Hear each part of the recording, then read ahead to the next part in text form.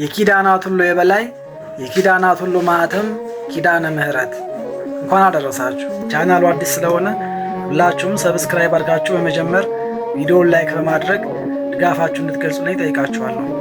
ጥቅምት 16 በዚች ቀን ከግብፅ ምድር ከተገኙ ለመንጋው ከሚራሩ ቅዱሳን አበው ጳጳሳት ውስጥ አንዱ የሆኑ የቤተ ክርስቲያንን ሥርዓትና መጽሐፍ በሚገባ የተማሩ በብቃታቸውም ሊቀ ጵጵስና የተሾሙ በሹመታቸው ዘመንም ለክርስቶስ መንጋዎች የሚራሩና በሚገባ የጠበቁ በዘመኑ በነበሩ አረማዊ ነገሥታት ብዙ ስቃይና መከራ ደረሰባቸው።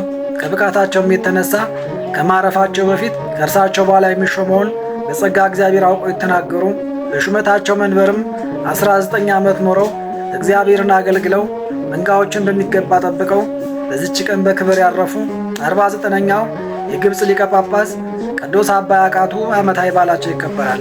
ጻድቃን እለ ድርቂ አባ ጳውሊ ገዳማዊ፣ አባ ማርቆስ መስተጋድልና አባ አሮን መስተጋድልም ዓመታዊ በዓላቸው ይከበራል። ስለኛ ስለ ኃጢአተኞች በጌታችን መቃብር በጎልጎታ ቆማ ስታለቅስ ጌታችን በክብር ተገልጦ እናቴ ሆይ ስምሽን የጠራውን በስምሽ የተማጸነውን መታሰቢያሽን ያደረገውን እምርልሻለሁ ብሎ የምሕረት ቃል ኪዳን የገባላት የኪዳናት ሁሉ ማኅተም ድንግል ማርያም ወላዲተ አምላክ ኪዳነ ምሕረት፣ ቅድስት ኤልሳቤጥ፣ ቅዱስ ገብረ ማርያም ጻድቅ ንጉሥ፣ ቅዱስ አኖሪዎስ ጻድቅ ንጉሥ፣ አባ አቡናፍር ገዳማዊ፣ አባ ዳንኤል ጻድቅና ቅዱስ ዮሐንስ ወንጌል ዘወርቅ ደግሞ ወርኃዊ በዓላቸው ይታሰባል።